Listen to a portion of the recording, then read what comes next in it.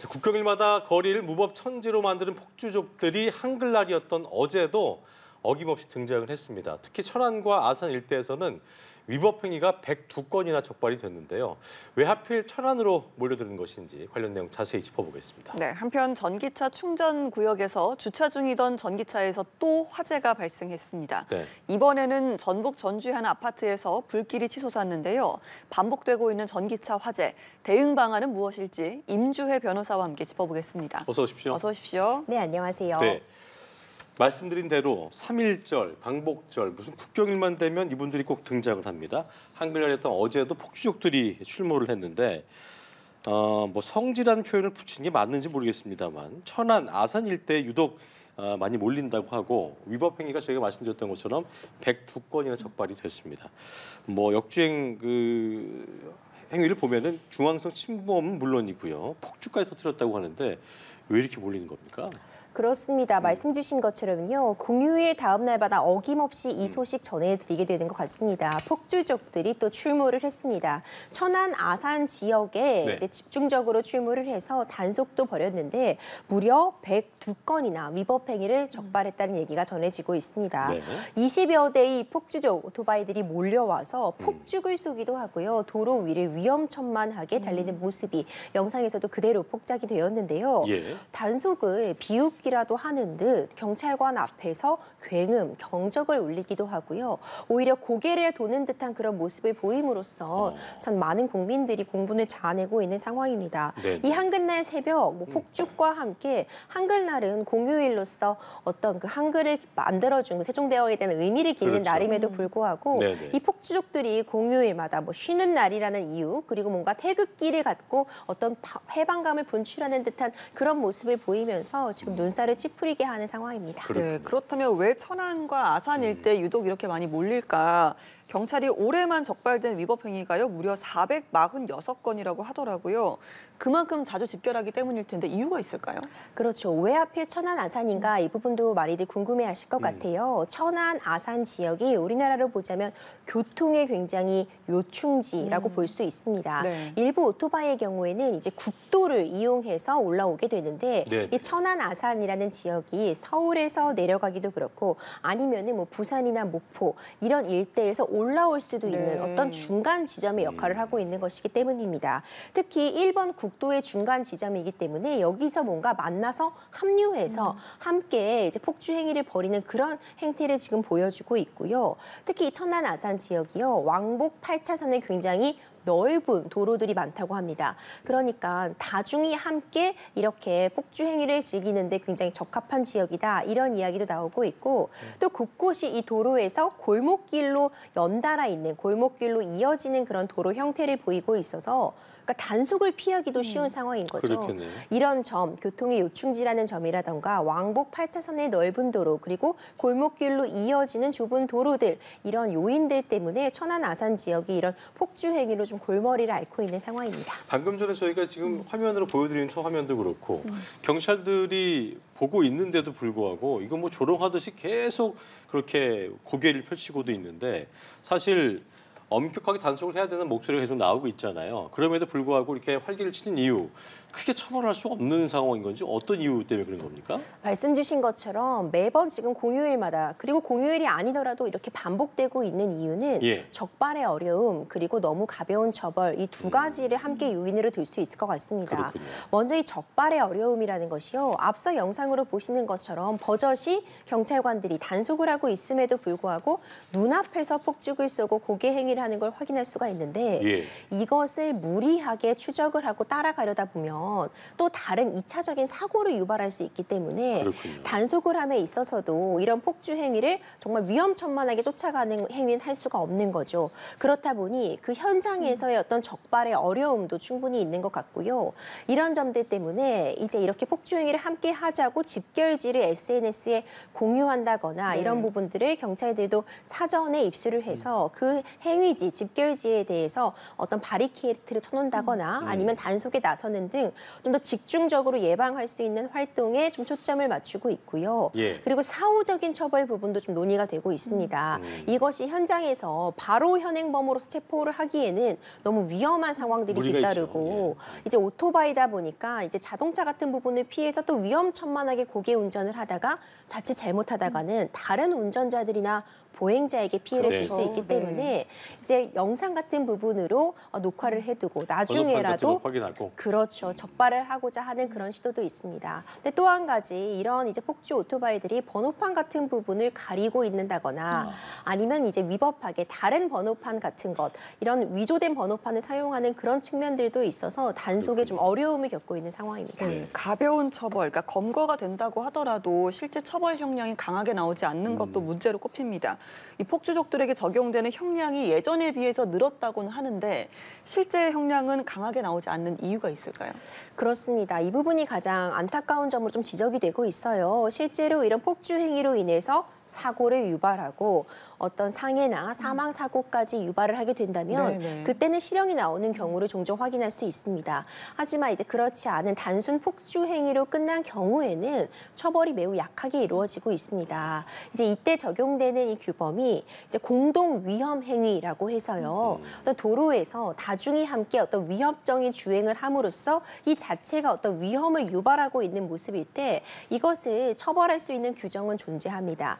근데 이때 법정형이 2년 이하의 징역으로 규정이 되어 있는데 그나마도 최고 형량이라고 볼 수 있는 2년형이 나오는 경우는 거의 없다고 볼 수 있고요. 보통 초범이라거나 아니면 적발이 돼도 미성년자인 경우도 많습니다. 네. 그렇다면은 단순히 벌금형이나 뭐 집행유예형 정도로 끝나는 경우가 대부분이다 보니까 예. 이제 적발이 돼도 약한 처벌에 그친다 하는 인식이 팽배하면서 이런 부분들이 좀 근절이 되고 있지 못한 것 같습니다. 그렇기 때문에 지금 이런 적용 법조를 적용함에 있어서도 좀 더 탄력적으로 적용하고 이제 미성년자일지라도 이것이 어떤 위험을 초래했다면 그에 합당한 처벌을 해야 된다는 목소리가 힘을 얻고 있는 상황입니다. 알겠습니다. 다음 주제 만나보죠. 인천 청라의 한 아파트에서 발생한 전기차 화재 사건 후폭풍 여전히 이어지고 있는 상황인데 저희가 앞서도 보도해드렸습니다만 전기차 화재가 또 발생을 했습니다. 이번에는 전주였습니다. 역시 새벽 시간대였는데 전기차 충전 구역에서 주차 중이었던 상태에서 화재가 났군요.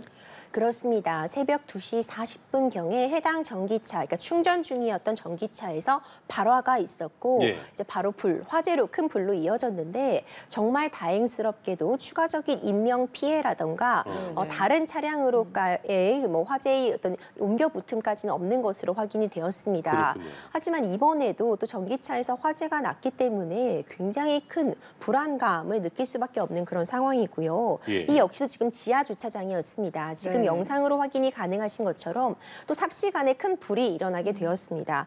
차량이 이 해당 이 지하 주차장, 이 아파트 건물에 무려 2,420대 정도가 주차가 되어 있었기 많았었네요. 때문에 예. 만약 이것이 스프링클러 작동이라던가 초기에 진화가 없었더라면 이 인천 청라 아파트 화재 사고에서처럼 굉장히 큰 피해를 야기할 수도 있었던 사안이다. 이렇게 지금 이야기가 나오고 있습니다. 그러니까요. 이게 새벽 2시 40분쯤에 일어난 화재니까 정말 뭐 인명 피해, 대규모 재산 피해까지도 발생할 수 있는 상황이었는데 다행히 1시간 만에 진화가 됐다는 점은 정말 다행이라고 생각이 듭니다. 과거 인천 청라 사건과 비교를 해보면 이번에는 스프링클러가 작동을 했다는 점이 좀 차이점이더라고요. 그렇습니다. 이번에는 스프링클러가 좀 제대로 작동을 했습니다. 그 예. 점이 더 큰 피해로 이어지지 않고 골든타임 내에 진압이 될 수 있었던 네. 키포인트다 이런 이야기가 나오고 있습니다. 일단 영상으로 보시는 것처럼 이 청라 사고 때는 스프링클러가 제때 작동을 하지 않음으로써 이 처음에 화재가 났던 그 차량이 폭발 형상까지 나타나면서 삽시간에 큰 불로 번지게 다 되었거든요. 번지죠. 근데 이번 사안 같은 경우에는 딱 초기 화재가 났을 때 스프링클러가 일단 작동을 해서 더 큰 폭발, 이 배터리가 더 큰 폭발로까지 나아가는 부분을 막았던 점이 지금 화재가 조기에 진화된 큰 요인으로 뽑히고 있고요. 네. 그리고 이제 소방도 발빠르게 이제 진화 작업에 투입될 수 있었기 때문에 지금 보면 이번에도 배터리가 장착되어 있는 이 하단 부분에서 불이 난 것으로 영상상으로는 지금 추정이 되고 있는 상황입니다. 부분입니다. 그러니까요. 이 부분에 대해서 집중적으로 이제 소방 활동을 펼쳤고 불길이 잠재워질 수 있었다 이렇게 지금 이야기가 나오고 있는데 네. 여전히 화재의 정확한 원인은 아직까지 확인이 되고 있지 않기 때문에 조사 결과 충실히 기다려볼 필요 있을 것 같습니다. 화면을 보면 예전에 청라지구처럼 이렇게 나란히 있었으면 정말 또 큰일 날 뻔했는데 또 공간이 좀 여러 개 있어서 다행히 크게 번지지 않은 것도 참 다행이 아닌가 생각이 됩니다. 지금 방금 전에 이제 변호사께서 잠시 짚어주신 부분 이번에도 보니까 원인은 이제 조사를 해봐야겠습니다만 충전 중에 화재가 났는데 이번에는 국산 전기차였고 국산 배터리 탑재한 전기차였기 때문에 다각도의 조사가 좀 이루어질 텐데 어떤 점을 좀 중점적으로 들여다볼까요? 그렇죠. 일단 이 전기차에 대한 불안감이 지금 불식되지 못하고 계속해서 커지고 있습니다. 물론 지금 전기차 사업이라는 것이 국가에서도 어떻게 보면은 어떤 친환경적인 측면에서 융성하고 있었던 점이 있기 때문에 예. 무조건 모든 전기차는 다 위험하다 이런 인식을 갖는 것도 지양해야 하는 상황이지만요. 거듭해서 화재 사고가 발생하고 있기 때문에 대비책 마련이 지금 절실한 상황이거든요. 예. 대비책을 마련하려면 가장 중요한 것이 그 원인을 정확히 규명을 해야 합니다. 지금 원인 규명을 위해서 여러 차례 등 조사 등을 벌이고 있지만 이번 사안 같은 경우에는 앞서 말씀 주신 것처럼 국산 전기차, 이제 국산 배터리 모델이 탑재된 것으로 알려져 있는데 그렇다면은 이것이 지난 밤부터 충전 중이었다곤 하나 뭐 과충전 상태에서 일어난 부분이 있는 것인지 아니면은 이 역시도 어떤 과충전과는 문제없이 배터리 자체의 결함인지 이런 부분에 대한 조사가 좀 다각도로 이루어질 것으로 보이고요. 예. 이제 이 부분에 대해서 앞으로는 좀 더 이 배터리의 규격 문제라든가 아니면 충전 방식의 문제에 대해서 세세한 가이드라인이 있어야지만 이 주민들의 불안감, 국민들의 불안감이 잦아들 수 있지 않을까 생각이 됩니다. 네, 예. 이런 가운데요. 인천 청라 전기차 화재 후폭풍이 계속 이어지고 있습니다. 특히 불이 난 벤츠 전기차에서 사용된 것과 동일한 배터리가 탑재된 벤츠 전기차 차주들이 단체 소송에 돌입을 했습니다. 그렇습니다. 설명을 좀 해주실까요? 그렇죠. 이 청라 아파트에서 이 벤츠 전기차 모델 EQ 모델로 인해서 정말 큰 피해가 발생을 했습니다. 이 더운 이게 8월에 있었던 일로 정말 무더웠던 여름날이었는데 해당 아파트에 이제 단수 조치도 있었고 이제 전력이 들어오지 못함으로써 정말 주민들이 극심한 피해를 입게 되었었거든요. 그리고 또 문제점이 이 당시에 이 벤츠 모델 전기차가 화재를 바로 일어났던 그 시발점이 되다 보니까 이 해당 모델과 동일한 차량을 갖고 있는 차주들의 불안감 커질 수밖에 없었습니다.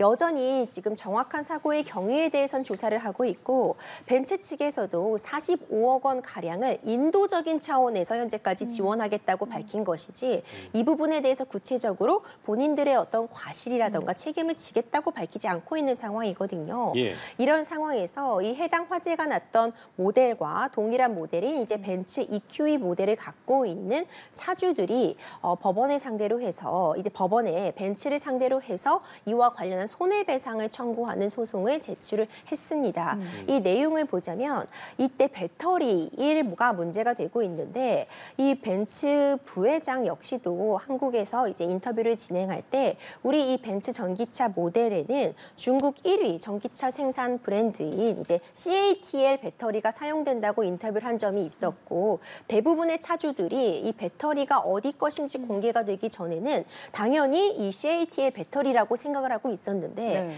막상 화재가 난 차량을 보니까 파라시스라는 업체의 배터리가 사용이 되고 있었습니다. 그렇죠. 이제 이런 부분이 어떤 고의적으로 소비자들을 기망하고 속여서 자동차를 판매한 부분이 있다. 허위 과장 광고의 측면이 있다는 점과 더불어서 예. 이렇게 중대한 결함이 있을 수 있다는 점을 인지하고도 출시를 해서 사고를 일으킨 점 이런 부분에 대해서 이제 손해배상 책임을 구하는 소송들을 제기를 한 상황입니다. 어쨌든 뭐 벤츠코리아 입장에서는 배터리 정보에 대해서 기망할 의도는 없었다면서 조사 결과 명확해지면은 합당한 책임을 지겠다 밝혔기 때문에 상황을 좀 지켜보도록 하겠습니다. 다음 주제 만나보죠. 경찰이 지난 5일이었습니다. 음주운전 사고를 낸 문재인 전 대통령 딸 문다희 씨에 대한 조사를 조만간 소환 조사를 할 방침인데 혐의점을 좀 보니까 위험 운전 치사상 혐의를 추가로 검토하고 있다고 하더라고요. 어떤 배경일까요? 네, 위험 운전 치상 혐의가 적용될 수 있을지 추가로 검토 중이다. 이런 입장이 나오고 네네. 있습니다. 위험 운전 치상죄라고 하면은요. 그러니까 약물이나 음주 같이 정상적인 판단이 어려운 상태를 야기를 해서 예. 이 상태에서 운전대를 잡고 운전을 해서 이제 상해의 결과, 피해자에게 상해의 결과를 입히게 되었을 때 적용이 되는 죄목입니다.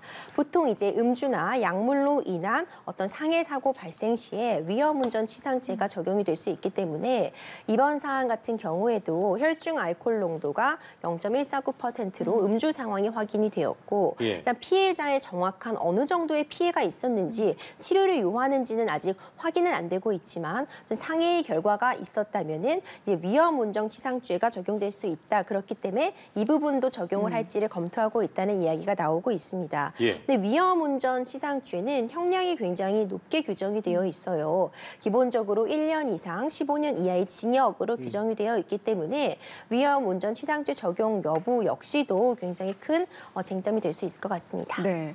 자, 한편 문 전 대통령과 문시분열 소유 차량 2대에 최소 11차례 과태료가 부과됐고 여러 차례 체납한 사실이 확인이 네. 됐습니다. 이후에 압류 조치를 받기도 했다는데 압류 조치는 어떤 경우에 발생하는 걸까요? 그렇죠. 압류 조치라는 것은 이제 과태료가 부과될 때 우리가 뭐 교통법규 같은 부분이나 불법 주정차 같은 부분에 이제 지자체의 단속이 있었을 때 적발이 되게 되면 과태료 부과 처분을 받게 되는데 여러 차례 이제 미납을 하게 되면은 자동차에 대한 압류 처분이 들어갈 수 있습니다. 예. 지금까지 이제 확인이 되고 있는 바로는 이제 2대 정도의 차량에 최소 11차례 정도 과태료 부과가 되었고 네. 이 부분이 이제 체납이 반복이 되다 보니까 압류가 되었던 그런 전적이 확인된다 이런 이야기까지 지금 추가로 전해지고 있는 상황입니다. 알겠습니다. 마지막 주제 만나보겠습니다. 저희가 앞서도 보도해드린 내용이었는데 팀원과 위메프 대규모 미정산 사태 후폭풍과 관련된 얘기를 짧게 해보겠습니다. 최종 책임자로 지목된 인물이죠. 구영배 휴텐그룹 대표가 구속 관림길에 놓이게 됐다는 소식 전해드렸는데 일단 본인은 구속 전 피의자 신문에서 각종 의혹에 대해서 혐의를 부인을 하고 있네요. 그렇죠. 오늘 구속 전 피의자 신문이 진행이 중인데요. 지금 가장 문제가 되고 있는 혐의는 지금 이 팀원의 대규모 미정산 사태를 초래함에 있어서 사전에 이렇게 자금의 경색이 올 것을 이제 쿠텐 교영배 대표가 충분히 인지하고 있었음에도 불구하고 오히려 이렇게 자금이 부족하니까 빠르게 현금을 끌어모으기 위해서 뭐 역마진 그러니까 오히려 손해를 보면서도 공격적인 마케팅을 해서 맞아요. 소비자들이 더 많은 팀원의 제품을 할수 구매하게 있게. 하고 네네. 그러면 판매자들은 당장은 물건은 판매가 되었지만 아직 판매자에게 정산 대금이 돌아오지는 못한 상황인데 네. 그 가운데 팀원만 소비자로부터 충분한 현금을 확보하고 판매자들에게는 돌아가지 못할 이 상황을 예전부터 사전에 알고 있음에도 불구하고 지속적으로 이런 고의적인 마케팅, 공격적인 마케팅을 벌임으로써 예. 이 사태를 초래했다 이런 혐의를 받고 있습니다. 뿐만 아니라 뭐 무리한 공격적인 확장으로 인한 횡령, 배임 행위 등이 쟁점이 되고 있는데 이런 것들을 사전에 계획하고 알고 있었다라는 검찰 측의 주장에 대해 본인은 인지하지 못했다, 결코 고의로 초래한 것이 아니다는 입장을 이제 짤막하게 이제 취재진들에게 전하고 있는데 구속영장 실질 심사에서는 결국 이런 혐의점에 대해서 본인이 어느 정도 관여하고 있었는지 이런 범행의 중대성에 대한 검토도 있을 것이고 도주의 우려라던가 증거 인멸의 우려 여부에 따라서 구속 여부는 결정될 것 같습니다. 네, 오늘 구영배 대표를 비롯해서 위메프 대표, 팀원 대표 또 법원에서 구속영장 발부 심사를 약 40분 간격으로 릴레이 심사했는데 오늘 구속 여부를 가릴 핵심 쟁점은 뭐가 될까요? 네, 이르면은 이제 늦은 오후에 결과가 나올 수도 있을 것 같은데요. 워낙 쟁점은 복잡하긴 합니다. 결국 각각의 이 대표라는 지위에 있던 사람들이 이런 대규모 미정산 사태가 초래될 때까지 과연 이것을 방관만 하고 있었느냐, 내지는 이것을 충분히 용인하고도 이런 공격적인 마케팅을 감행했느냐, 어디까지 알고 있었느냐 부분이 일단 구속영장 실질 심사에서도 쟁점이 될 것 같고요. 사실 이것은 유죄, 무죄를 판단하는 부분이 아니라 구속이 필요한지 여부를 가르는 그런 심사이기 때문에 도주의 우려, 그리고 더 크게는 증거 인멸을 해서 재판을 방해할 그런 상황인 것인가. 만약 모든 혐의에 대해서 대해서 부인하는데 검찰 측이 제시하고 있는 자료가 충분하다면 이것을 구속을 하지 않으면 증거인멸할 우려가 크다고 볼 수도 있기 때문에 예. 지금 어디까지 범인들의 어떤 범행의 혐의를 인정하는지 그리고 증거인멸의 우려가 있는지가 쟁점이 될 것으로 보입니다. 알겠습니다. 사건 이슈 임주의 변호사와 함께했습니다. 오늘 말씀 고맙습니다. 고맙습니다.